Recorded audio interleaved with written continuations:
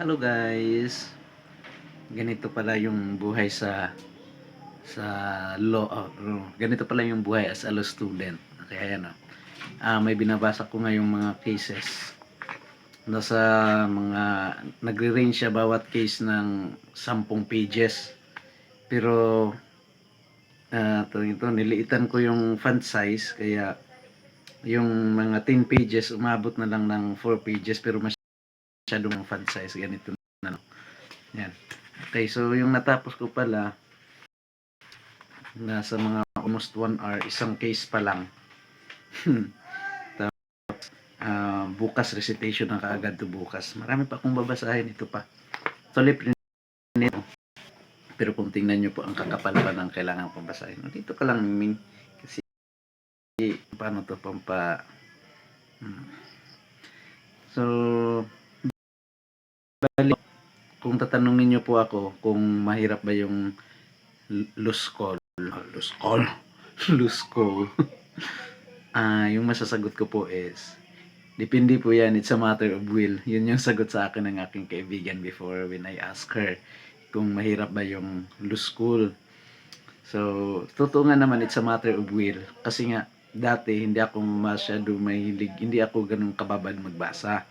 Pero nung naglulo na po ako, ay parang araw-araw motivated din akong magbasa. Sana ganito lang palaging maramdaman ko sana. Araw-araw, so may target ako bawat araw kung dapatin ito. Halimbawa, dapat sa loob ng isang oras at least makatapos ako ng mga 20 pages na babasahin ko. 20 to 30 pages sana ganun. Kaso nga na minsan lalo na kapag inaantok na ako, hindi na ako, ganun. Ang tagal ko makatapos ng linya, ganun. So, ganyan siya minsan guys. But so far, nakakatuwa pa rin ang law. Kaya kung kayo subukan nyo lang, itry nyo lang, walang mawawala. So, yung kalaban mo lang ito, totoo, yung oras lang talaga. So, kagaya namin, actually, itong pinag-aralan ko ngayon ay subject to namin bukas.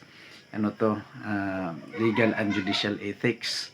So, yung aming professor pala ay si Judge Atibagos. Ito yun, pero marami pa sana ako, marami pang mga definitions na I need to not to memorize but to familiarize. Kasi nga yung pinakamalaga ma-familiarize mo lang at maintindihan mo. So marami pa ako dito mga definitions na I need to read this night and tomorrow morning. So ganun, sana matapos ko lahat ngayong gabi. Itong gabi na to. Iwan ko kung anong oras ako nito matatapos.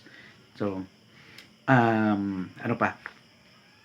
Yung ibang subjects palang mga subjects kagaya ng constitution, ito pala yung isa sa pinakamabigat na subject yung tong constitution. Kasi ngayon currently we have 73 cases that we need to read, and we have to we have to digest so that we're able to answer during our class for the recitations. Kasi yung constitution po namin guys ay halos wala pong discussions. Kami po yung iintindi ng mga babasahin namin, and we are going to explain it in front of our professor when our names will be called. So kami yung magpapaliwanag na doon kung ano yung tanong niya, base doon sa tanong niya. Kami magpapaliwanag base doon sa binasa namin sa aklat. At kailangan mabasa mo lahat kasi kapag hindi mo nabasa, so wala kang sagot, wala ka talaga magiging sagot. At yun, simple lang yung magiging grades mo, 60 automatic yan. So, at hindi lang yan, siyempre nakakahiya rin, marami kayo, mapapahiya ka rin. At so far, hindi naman po kami ganon, hindi na, yung section po namin, yung black section namin, marami sa mga, madalas naman kasi guys, may mga nabubukla rin kasi naman sa amin. Kahit na yung mga magagaling namin ng mga kaklase, pag walang aral, di wala talaga silang magiging sagot. So that's the reason why you need to read and read and read and read. Because there's a lot of materials, there's a lot of passages there's a lot of books that you have to read so that you may be able to answer during the recitations, and not only recitations guys, and even do the quizzes. Next time I will be making a video for the recitations kasi nakakatuwa po yung recitation ko. Hindi din, it's not, next time pala magbigay din ako sa recitation, kung madali lang recitation sa law school bilang mga freshmen o mga first year students in law school, kung madali lang ba yung mga nakikinig, madali lang yung mga recitations. Gagawa tayo dyan, actually may mga paraan yan.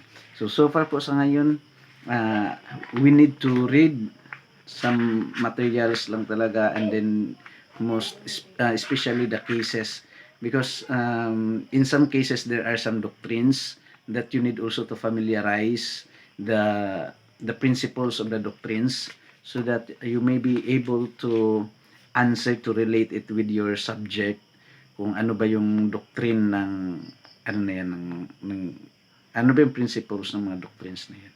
So, that's all muna for tonight. I think our time is more than 10 p.m.